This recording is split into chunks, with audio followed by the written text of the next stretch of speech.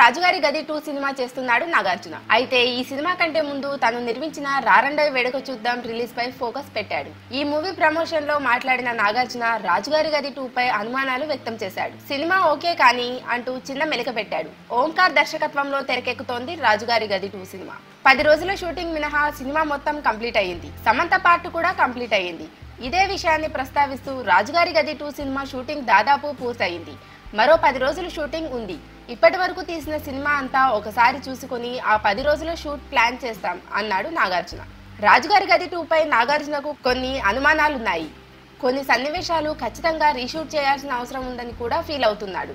కాకపోతే నాగచైతన్య సినిమా హడావిడిలో పడి రాజుగారి గది 2 పై ఫోకస్ తగ్గించాడు.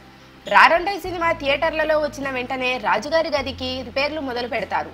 టోటల్ రష్ అంతా చూసి ఎన్ని రీషూట్లు చేయాలో, ఎన్ని రోజులు షూట్ చేయాలో లాంటివి డిసైడ్ చేస్తారు.